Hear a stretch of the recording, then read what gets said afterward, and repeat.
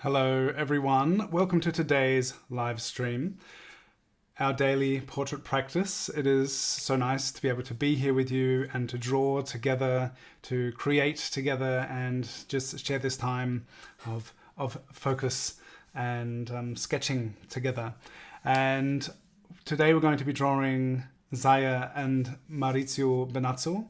They are the founders, I believe, of the Science and Non-Duality community, and they have an incredible podcast called The Sounds of Sand, and there is a premiere gathering happening at the moment around the film The Eternal Song, and you can find at the top of my description you'll find links to each of those things, and it's pretty incredible what they've made and what they're facilitating in this this gathering and this series of conversations.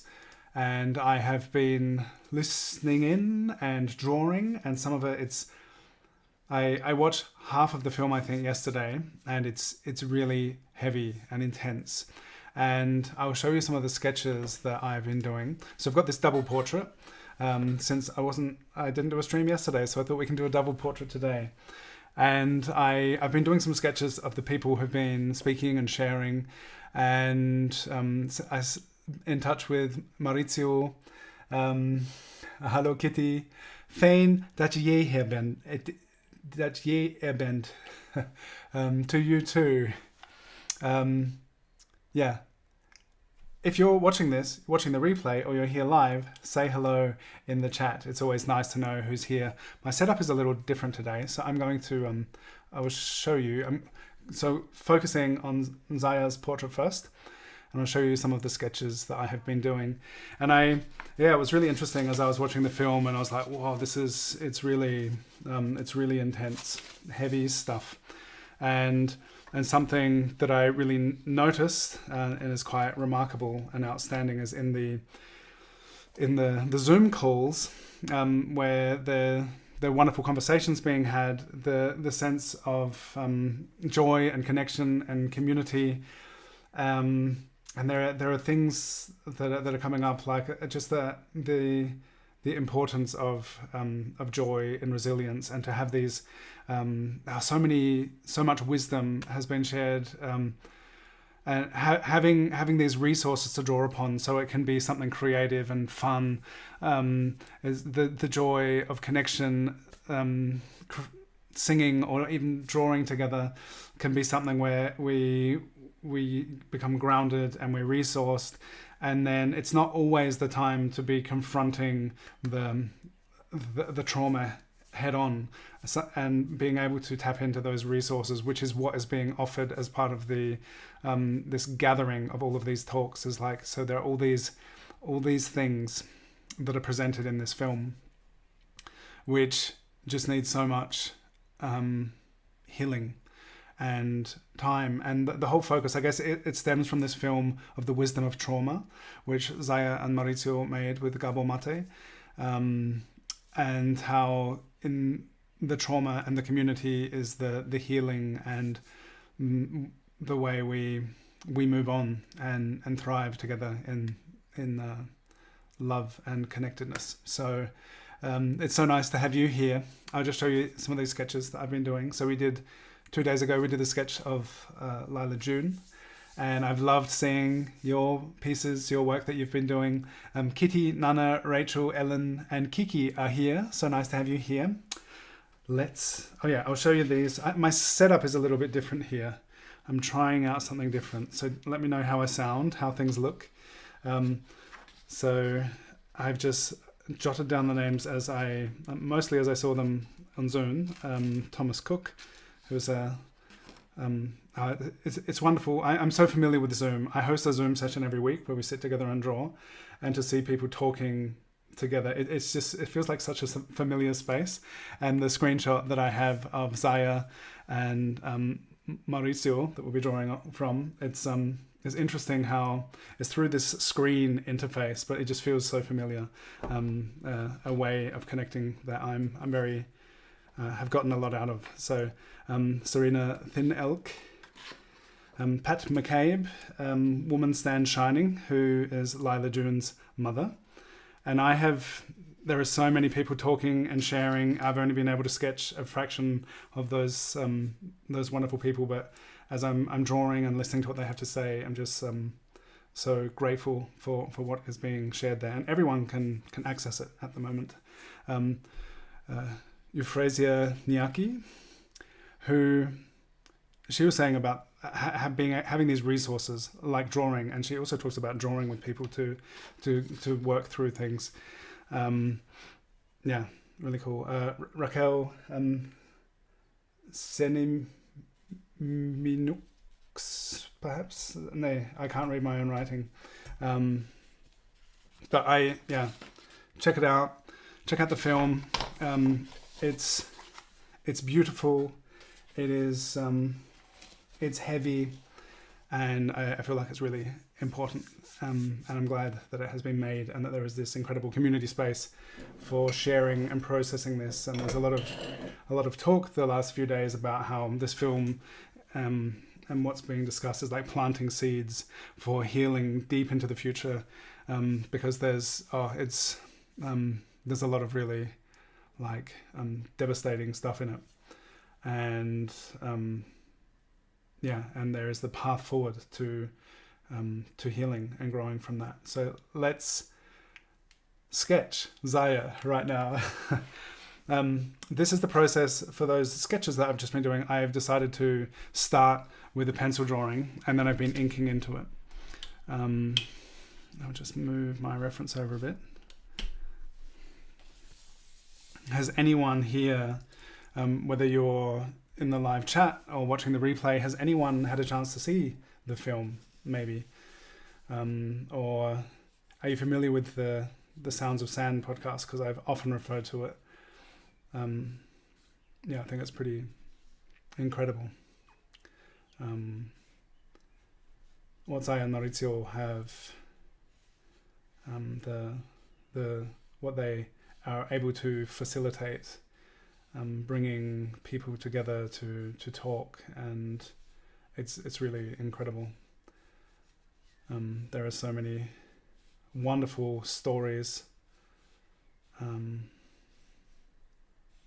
It's really amazing.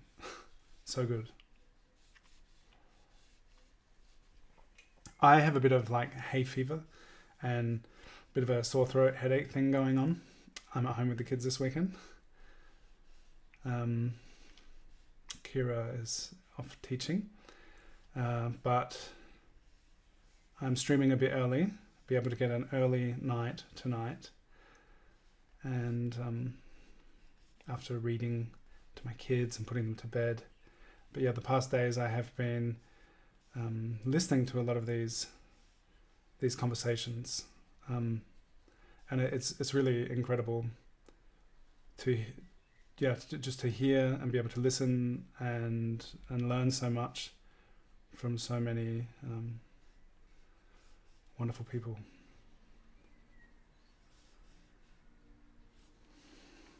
Hello, NSIM. Hello. Nice to have you here. So my focus in the drawing this month, the daily practice, is values. And like ink is just such a wonderful medium for learning how to work with light and dark in drawing and getting values figured out and stuff. And there are some interesting things in this reference.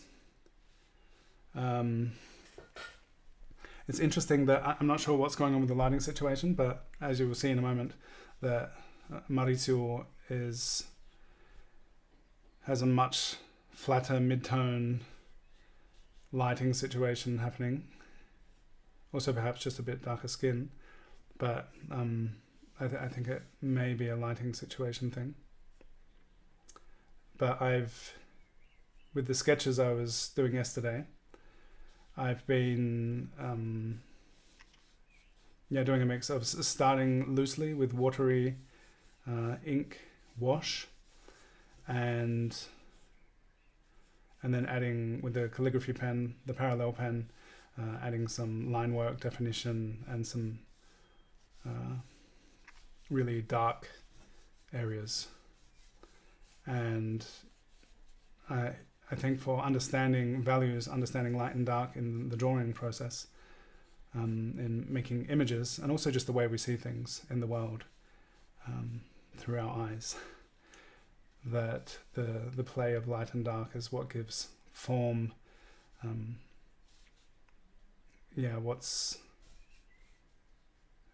It can make things recognizable, give definition, make something grab our attention. So it's really interesting to notice that and see how we can work with that. All right, so this setup is a bit different. You'll have to tell me in the chat if things like, hey, we can't see the picture. I was hoping it would be a bit better resolution. I have a different lens at the moment, camera in a different position. I hope you can hear me all right. Just let me know. How do I sound compared to other live streams?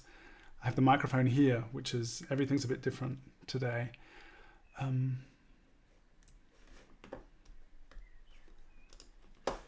have the idea now. Ha.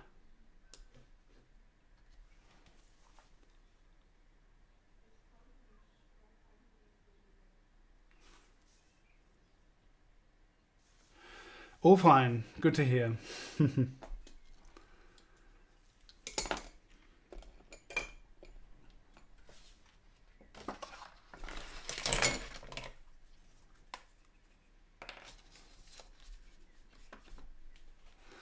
All right, I'm just about to start putting some ink in, but then I realized maybe if there's anything I want to really adjust before I commit to ink.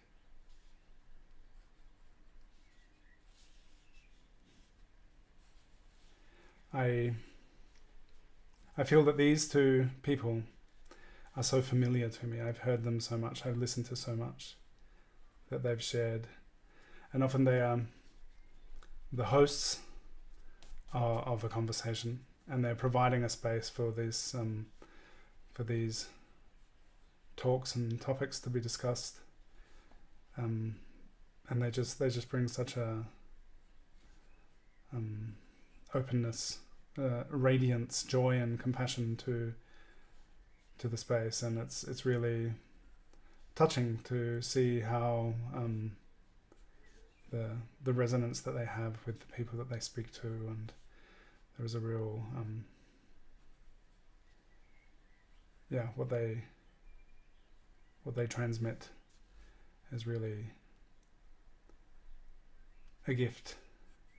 So yeah, I'm not sure when I first started listening to the sounds of sand, but it's been so wonderful. So there's been a lot where I've heard them and just have a sense of these people, and it's interesting to now sit and just look, and interesting because I've heard them so much, and I feel a great sense of familiarity, and I haven't really looked at them that intently before. But I find there's something interesting when we sit, draw, portray someone that we already have some kind of sense of, and I have a deep appreciation and respect for these two people, and so it's interesting to notice in myself that it just feels like it's different than looking at a face that I've just seen a couple of times before, and then we just sit down and start sketching them. There's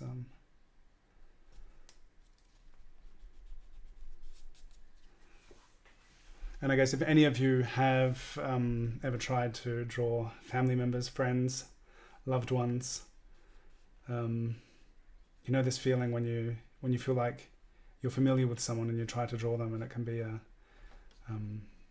an extra challenge, and it can be wonderful. It's very, very interesting.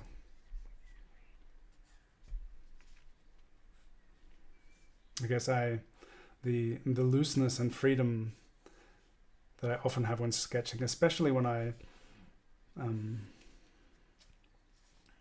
like in our Zoom drawing sessions, usually actually we have this time frame and we just get to it, start sketching. It's and there's a wonderful kind of freedom in that, and almost like a complete lack of expectation to just be in a really immediate, direct sketching situation. And when you have the feeling like, oh, I'd like this to look like this person, for whatever reason, if you have this extra sense of wanting to get a likeness, then the whole process can feel very different, and it doesn't always work out. All right, I'm going to start putting some ink on now. I'm not sure if I really changed much there. I think here the angle of the mouth was something that I didn't really have.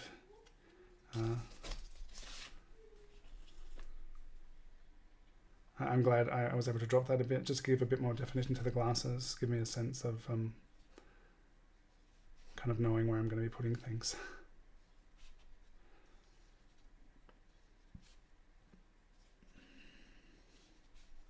How's everyone doing? Who is here? Did I just say that, or did I just think it? We now have 408 people in the Discord server, which is cool. I think it seems like 12 new people joined since yesterday, because sometimes I'll notice when I go to share the link on my phone, I can see how many people are in the Discord community server, and I was surprised just now to see, oh wow. In the beginning, the start of the year, in December, when we first really started with the Discord server, it was really, there was this wave of enthusiasm and energy. It was this new thing, and a lot of people jumped onto it, and I guess some of them are probably often not here anymore, but like it is with any new thing. But I really, really appreciate there's the people who are contributing and they're sharing their work, and it's no one needs to be doing this every day, apart from me, because I want to. But if you would like to participate in this daily practice, it's really I feel like I get so much out of it. And the fact that we are, wherever we are in the world, we're here together, taking a moment just to create and be present. I've been thinking very much about this this form of like a visual representation, and this practice of looking and representing a form on paper. And in some of the conversations, they've been talking about creativity, different art forms, sculpting, poetry, drawing, song, and just how, I thought it was really interesting to have it kind of framed in this context of like tapping into creativity like this is really a resource, and it's something that it's wonderful to be able to do and wonderful to be able to share. So if it's your first time here and you feel like joining the Discord server, where I share the daily reference and people can share their work and share resources and cool things to draw, ask for critique and support, there's a wonderful place. You can follow the link, which is in the description. If the link is not active anymore, just send me a message and I'll refresh it, send you a new one. It expires after 7 days. Journey to the Middle Earth. Good. Hi. Gretchen, hi. Ulverine, hello. Excellent. While I'm doing some sketches, you're also doing the same right now. That's so good. So cool that we are both sketching. Nice to have you here. Nice username.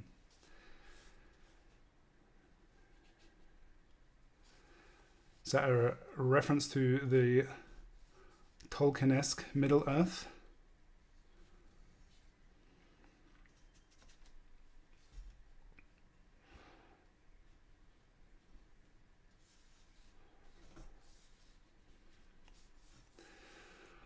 So there's so many things, so many, so much to absorb from all of the conversations being had as part of the Eternal Song release gathering. And something I've been thinking about a lot is this, I can't remember exactly who said it. So many people have said so many amazing things. And I've been sketching while listening to the conversations, but just the reverence for nature is a recurring theme and something very essential and wonderful. And I often think about my kids. I have 3 kids, and it's interesting in this world. So there's so much going on, and to wonder, like, what am I going to do with my kids this weekend? And listen to this conversation and about the reverence for nature. I really want to spend some time in nature with them, and and see how we spend time together.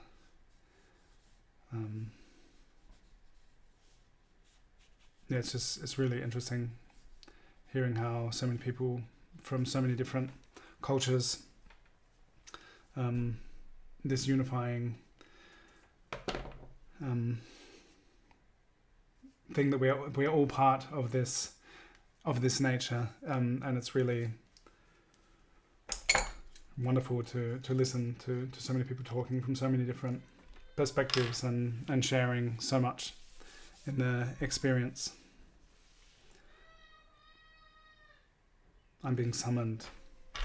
I'll be right back.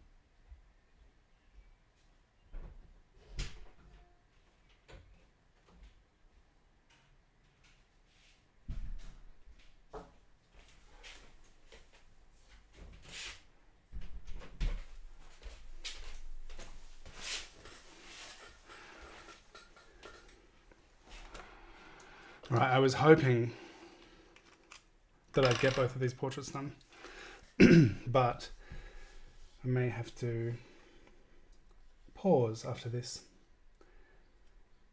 and, as is often the case, tend to my dear children. But at the moment they're content.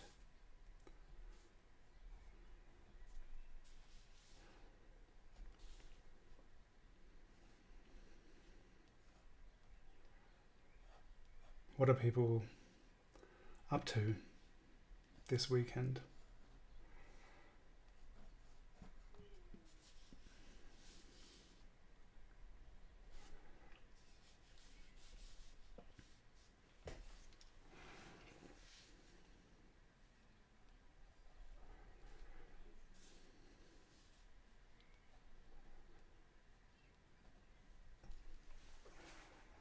Wolverine, the most simple and rational explanation of the connectedness and oneness is probably, if our mouth and nose are closed, we die.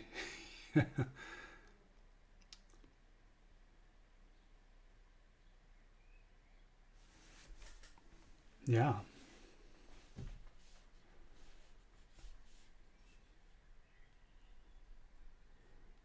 There was I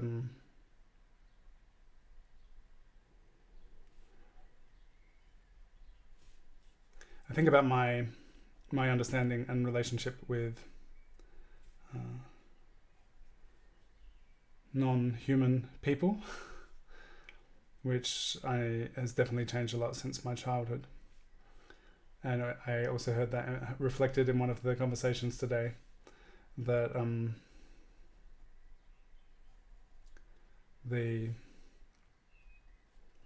something a friend told me a while back, who was talking about how humans there are, what was the term he had for it? A lot of animals, they contribute something to nature, They pollinate, they facilitate the breaking down of dead things to be reused and become food and sustenance once again. That everything is operating within a cycle. It has its place within the cycle of life in nature, and something that has happened a lot in human society. And I don't know exactly when the tendency started, but is to take and not contribute. And that has not always been the case, and it doesn't have to be. It doesn't have to be, and it needs to change, because that was just. It's mentioned in the film, in the Eternal Song, how when the colonizers arrived at their so many beautiful lands, that when they arrived, they saw that it was like, I think the quote was that it was like Eden, that these beautiful places, and they have, I've read, there's a book called Dark Emu, and it talks, I think it has these journal entries from when Australia was colonized, and how it looked like beautiful park gardens, and there was just, the people that were living there had this incredible symbiotic reciprocal relationship with nature, which had been developed over a very long time. And then the people who came and colonized saw it, and they were like, oh wow, this is beautiful. And there was like a kind of they came and just, like, I know this story around the area where I grew up, that when people came to Australia, they were told that if you clear the land, which means if you strip the land of vegetation and start farming it, you can have that land. And like, it's mind-blowing. It's caused such environmental damage. It was, land theft, and people were told, yeah, just come farm the land and it's yours. And the way that Australia was like built in that way, because I think like what a decision. For a lot of people, it wasn't a choice. They were sent over as prisoners, and had to work and stuff. But there was the wave of people choosing to leave their homes and try and start again somewhere else. And then this promise of like, if you just like destroy the ecosystem, strip the land of everything that's on it, you can have that land and you can farm it. And people would do that, and they of course were totally ignorant to the balance of their ecosystem, and the reason it looked so like such a plentiful, bountiful park garden like Eden, that it was so lush, was because of the co-creation with all of the inhabitants, human and non-human, that there was a sense of place and understanding and belonging and understanding of the land. And that when this practice started of land theft and saying, yeah, get rid of all of the forests and the bush, and then you can farm it and you can have it. And then within a couple of generations, the land there was like, this is the stories I've heard, and there are these vast plains where there's just like, there are patches of vegetation, but it's just like there's nothing there, just grass and a few trees, and like it's so hot, and these sheep, and it's just like it's so arid. And to think that there was a time when that was not the case, that there was a wonderful, lively scrub ecosystem like the Mallee scrub, which was close to where I grew up. Yeah, and so they started their farms, and then they had like a good harvest, and I guess it would have been pretty exciting. And then within a couple generations, like they had just been sucking the life from the soil, without the same practices of replenishing the soil, which the natural way would have seen to its kind of self-sustaining cycles. So these people came, and they just, like the legacy of that fashion of how to be with the land, like it has just devastated a lot of the environment. And yeah, and I was just thinking about it when my friend, it was a few years back, and he was like, humans don't give anything back. And it seemed pretty bleak, and he's a wonderful person, and yeah, I just remember that, and I was like, wow, it's intense. But it doesn't have to be that way, and it shouldn't be that way. Like, to be in a custodial, reciprocal, caregiving relationship with the land, where all things flourish, and the times of rest and replenishment, also the way of being with fire, which in Australia is and much of the world, there were like indigenous land practices, fire practices, which were part of the ecosystem. And that was a big thing around where I grew up, like when the Europeans came, who were afraid of fire, and would put every fire out, and then all of the leaf litter would be left to accumulate. And the year I was born, my family wasn't living there at the time, but there was massive bushfires, because there had just been this practice for so long of just like put out the fire, like all the fires just being put out. And as I understand it, so much foliage left to accumulate that there was just like, once the wind conditions and the temperature was reached, and all this kindling, which had been building up for such a long time, it just reached and kind of this unstoppable dimension, just like probably fires like the land never would have seen before, because there were these traditions of land management with fire, which actually fertilize the land and remove the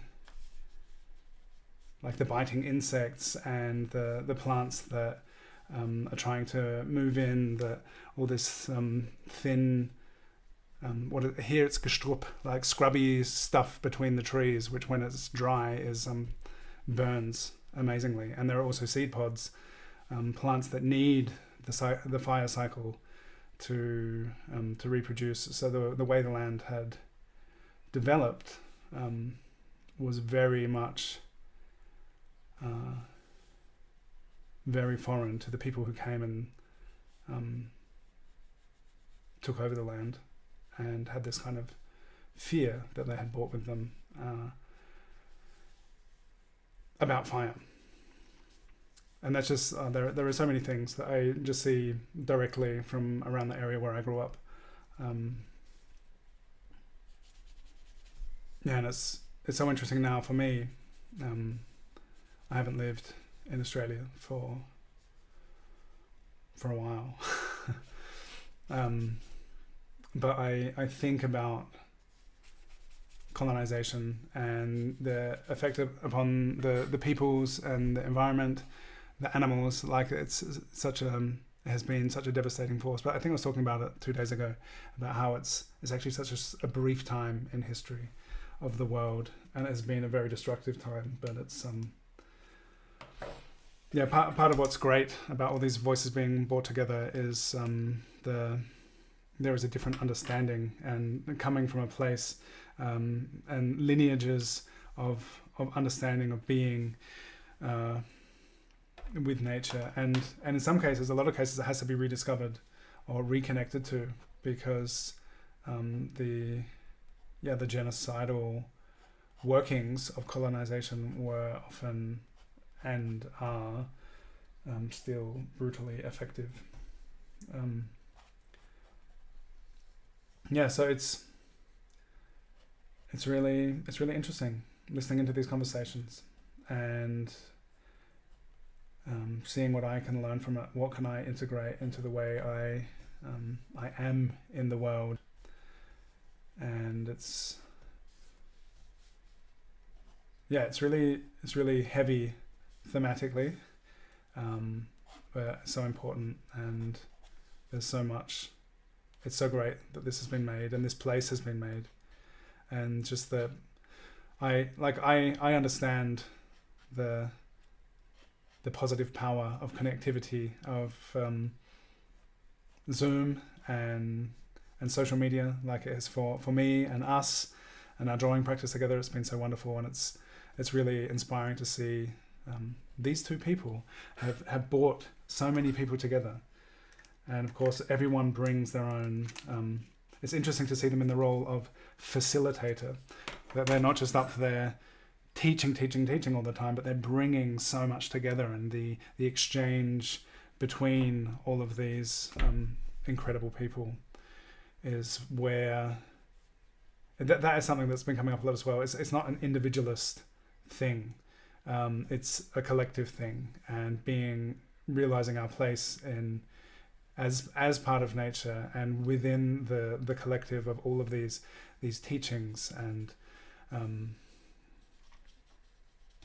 also teachings from our human relatives and our non-human relatives on this planet. Like there's just so much to learn, and it's incredible that they've played this part in bringing it together, bringing a place for exchange together. It's very, very cool. We break the cycle. Yeah. And we can break the cycle of the destruction and the lack of understanding. And also something that has come up a lot with this trauma, working with trauma, is that whatever our background is, hi Lewis, how could you have expected this live stream? I didn't tell anyone. It was a secret until it happened. It's nice to have you here. It's so complex. There are so many layers to it, but everyone, there is some kind of, so interesting. So there's some stuff I've listened to, and I was talking about it with Kira. So there was like a time of abundance, of plenty. There are a lot of matriarchal cultures in Europe, and like particularly, I imagine, I don't know how far back, but living around maybe 5,000 years, I don't know.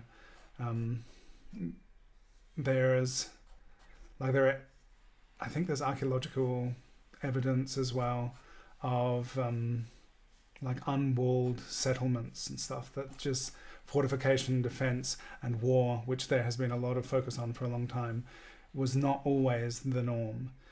And who was it who was talking about this? It was such an interesting idea that there was a time where there would have been, like, there were all these communities around the world, around the planet, that would have just been, living in sync with nature. And that perhaps, this is even just as a thought idea, I think this is interesting, that perhaps there was a culture who lived somewhere, and and this is something I've heard talk about, and I don't know, it's just interesting to think about without knowing the factual evidence of it. Like stories have power and are worthy of hearing and listening to if they're good.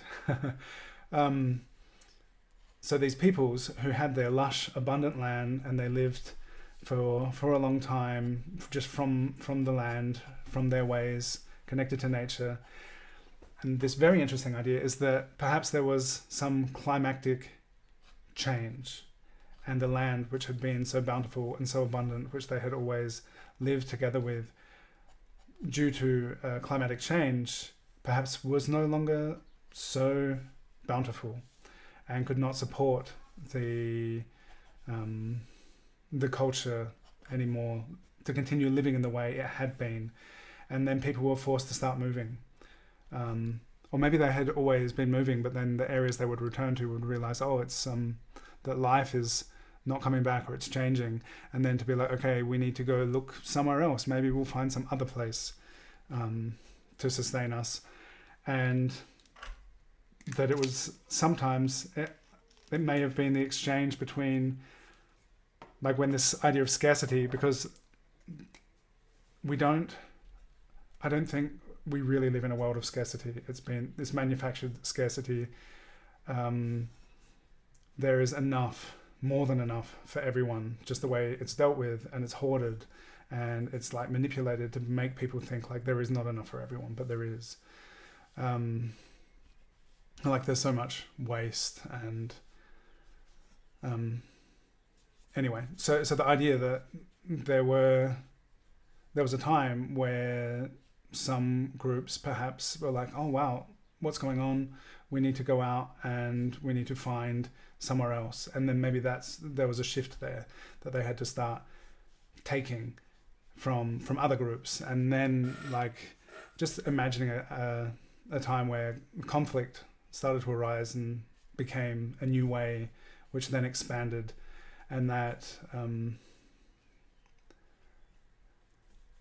there was a shift from living in a reciprocal kind of harmony with the world into the threat of like, oh, maybe there isn't enough, or there's not enough here, we have to go somewhere else, we need to find something from somewhere else. Because this idea of like, I don't intimately know my family history, like just I don't know why my ancestors went to Australia. But I now have some kind of general understanding of the colonial interests of Britain, of expanding and taking as much resources as they can. But like that's the thing. Like where does that drive to go out and take come from? Because it's not the norm, and people think it is because that's the way we've been raised and the way it seems to have been for a long time. But in the history of life on this planet, it's a relatively recent and unsustainable phenomena. And there are still peoples who are in touch with the knowledge of different ways of being and understanding, and that is super important. And those communities and voices, I feel like really they've been given a space to talk and share from around the world, and they have a lot that we can all heed and learn from. All right. I spent much longer on this portrait of Zaya than I thought I was going to. And I think I need to go feed my dear children. I thought I would sketch both Zaya and Maurizio in this time, but I didn't. I have drawn Zaya, and I have a place right next to Zaya for Maurizio. And those of you who joined late, I'll show you what you and we have to look forward to. Look at these wonderful people. I also like that this is just a Zoom photo, and it's taken like in a room, natural light. It's like it's not often often the photos we draw from are somehow staged. A lot of them are really candid, and it's just maybe circumstantial, like, oh, great photo. But the feeling of sitting in a Zoom room with these people, I think is really cool. NSIM, I'm great you found this live. If you've made it to the end of this, please put a drawing hand emoji in the chat, and then I'll know that you're here. And I don't know, it depends when I can get to bed, it depends how I feel, but maybe I'll come back and draw Maurizio later. But now I need to tend to my dear children, my beloved children, to care for them. It's a bit, I don't know, how's the focus with this? It's a different lens. I don't know. But thank you for being here. You're all great. If you have been, if anyone checks out the Eternal Song or has been sitting in on some of the conversations, like, and wants to chat about it, yeah, feel free to get in touch. And maybe there'll be, I don't know how many of us in the Discord server are interested in chatting about it. We could maybe even make a separate room to talk about such things. Yeah, I don't know. But thank you, Zaya, and thank you, Maurizio, for your incredible work and what you do. And thank you, everyone who is here. Thank you, Kiki. Thank you for loving my drawing. I wish it was a bit more in focus. Oh well, I'll post it. I'll post it in my stories on Instagram, and I'll do a post and you'll see it. I'm also, for those of you who weren't here at the beginning, I'll just show you some of the sketches, because I've been doing sketches from the Zoom conversations that are being had as part of the Eternal Song gathering. And it's really been incredible listening to these people talk. And also, yeah, particularly in this conversation, it was like the joy and the laughter and the connection in the face of a lot of this is talking about and addressing trauma, and then to see when people come together, just the love that's shared, and then to hear about how they're talking about ways to deal with trauma, how to heal ourselves, how to heal the land, and there are ways. Like there's definitely hope, and there's love and beauty in the world. So thank you for being here with me and sharing some hope and love and beauty and drawing. See you next time. Yeah. Thumbs up for the video if you haven't already. And if you haven't subscribed to my channel yet, I would love you to. Take care, everyone, and